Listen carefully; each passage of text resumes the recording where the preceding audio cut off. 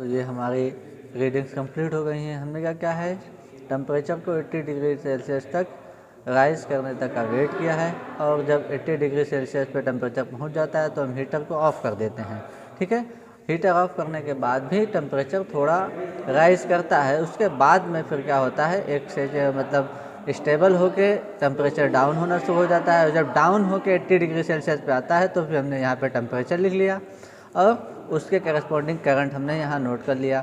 और ऐसे ही ऐसे 5 डिग्री सेल्सियस के स्टेप में जैसे जैसे कंप्यूटर डिक्रीज़ होता गया, 75 पे हमने करंट नोट कर ली, 70 पे कर ली, और ऐसे ऐसे ये हम देखिए ये 30 डिग्री सेल्सियस तक 2 माइक्रो एम्पियर यहाँ करंट मिल रही है। उसके बाद क्या है, ये 0 हो जा रही करंट। तो ये हमारी ऑब्जर्वेशन टेबल है, हमारे पास टेबल अब मौजूद है। अब हम क्या करेंगे, ये टेम्परेचर हमने किस में नोट किया है, डिग्री सेल्सियस में, तो इसको अब हम कन्वर्ट करेंगे किस में, डिग्री केल्विन में, सबसे पहली बात।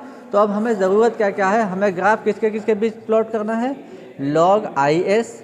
तो सबसे पहले यहाँ पे करंट है ये हमारे पास, तो एक कॉलम और इंक्रीज़ कर लेंगे, उसमें क्या होगा, ये जो करंट है हमारी 34 माइक्रो एम्पियर, इसका क्या करेंगे, लॉग ले लेंगे, और जो वैल्यू आएगी नोट करते चले जाएंगे। वैसे ही लॉग 24 एंड लॉग 18 ऐसे ऐसे लॉग आई एस की वैल्यू हम कैलकुलेट कर लेंगे कैलकुलेटर से। ओके, और ये टेम्परेचर किस में हम कन्वर्ट कर लेंगे, एक कॉलम और इंक्रीज़ करेंगे जिसमें डिग्री सेल्सियस को हम चेंज कर लेंगे डिग्री केल्विन में। उसके बाद में एक कॉलम और इंक्रीज़ करेंगे जिसमें हम 10 पावर 3 अपॉन टी होगा, मतलब 10 पावर 3 मतलब 1000 को डिवाइड कर देंगे जो टेम्परेचर यहाँ पे आया है। ठीक है, जो भी आया हो उसको डिवाइड कर देंगे और एक कॉलम और इंक्रीज़ हो जाएगा। सो इस तरह से हमारे पास क्या क्या मिल जाएगा, लॉग आई एस मिल जाएगा, और 10 पावर 3 अपॉन टी की वैल्यूज़ हमें मिलती चली जाएंगी।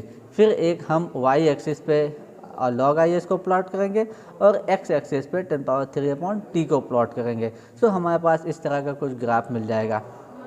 ठीक है, एक सूटेबल हम स्केल लेंगे जिससे क्या है कि बहुत स्मॉल ग्राफ भी ना हो और ऐसा ना हो कि ग्राफ पेपर छोटा पड़ जाए। एक सूटेबल स्केल लेंगे हम और ग्राफ प्लॉट करेंगे जिसका नेचर कुछ ऐसा होगा।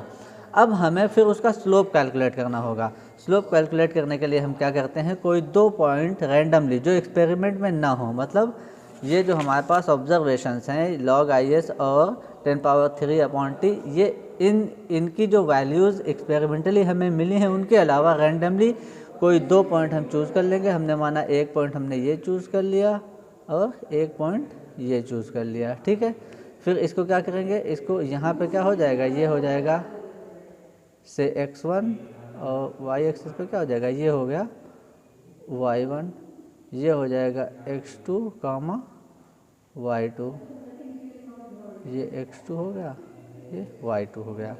ठीक है, सो स्लोप का क्या होता है, स्लोप होता है जैसे ही हमारे पास यहाँ पे y2 और y1 क्या है, ये जैसे ये है पॉइंट, इसको क्या करेंगे, इस डॉटेड लाइन से यहाँ पे बढ़ाएंगे। अब यहाँ पे हमने स्केल मान रखा है तो यहाँ पे जो वैल्यू होगी उसको फिर हम पढ़ेंगे कि एक्चुअल में ये y2 की वैल्यू है क्या।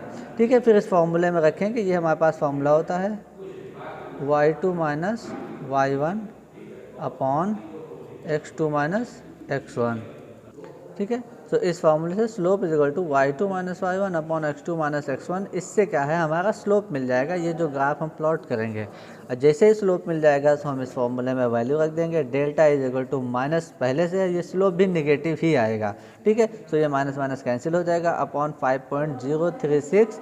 इसको जैसे ही हम डिवाइड देंगे हमारे पास जो हमें रिक्वायर्ड बैंड गैप है वो हमें मिल जाएगा, और उसकी यूनिट क्या होगी, इलेक्ट्रॉन वोल्ट होगी ऑटोमेटिकली।